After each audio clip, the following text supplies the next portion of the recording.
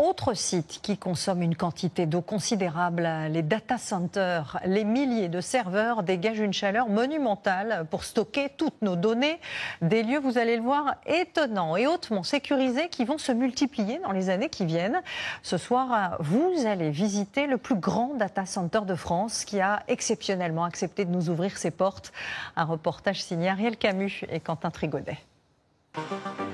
Même enfouis dans le noir, vos données ne dorment jamais. Des mails, photos, coordonnées bancaires, l'infinité d'Internet, retenus dans cette ovni d'architecture aux portes de Paris. 40 000 mètres carrés de superficie, la taille d'un stade de France sur 4 étages et une allure de forteresse. Oui, bonjour, on est l'équipe de TF1. Guettés par une armada de 1600 caméras et toujours escortés, nous devons montrer patte blanche. Franchir 7 niveaux de protection successifs entre le monde extérieur et le cœur de ce coffre-fort. À l'intérieur de ces espaces, vous avez des baies informatiques. Dans les baies informatiques, nos clients amènent leur plateforme informatique pour que vous puissiez consulter votre compte bancaire, appeler quelqu'un sur un téléphone mobile. C'est donc dans ces baies que fourmille toute notre vie numérique. 630 000 serveurs, reliés par 5000 km de câblage. L'un des clients, un gestionnaire de données pour entreprise, accepte de nous conduire dans ses installations.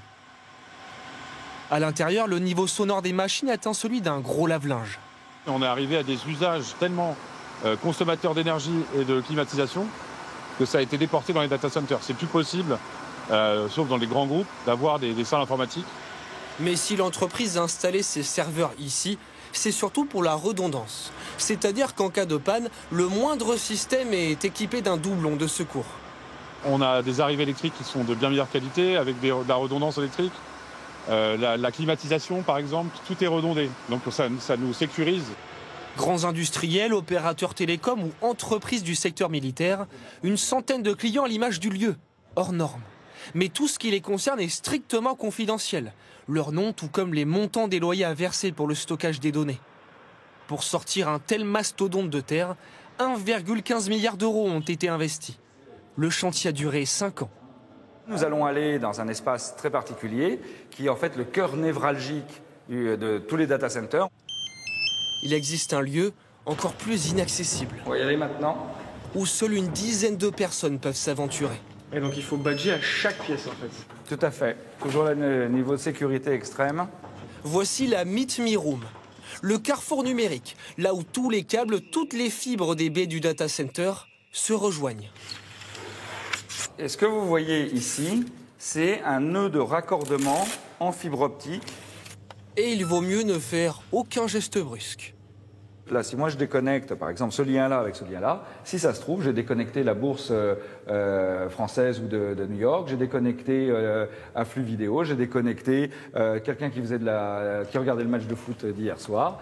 Pour éviter la moindre panne, 43 employés veillent 24 heures sur 24. Avec un défi quotidien, éviter la surchauffe des installations. Il existe pour ça plusieurs systèmes de refroidissement, de grands tuyaux dans lesquels l'eau circule en boucle, et en cas de chaleur extrême, de l'eau est vaporisée dans les salles des serveurs. Efficace, mais au prix chaque année de 50 millions de litres issus du réseau d'eau potable. Environ 20 piscines olympiques. On est dans tout l'univers de production, à la fois électrique, secours et surtout climatisation du data center. Sur le toit, culminent les centaines de rangées de climatisation.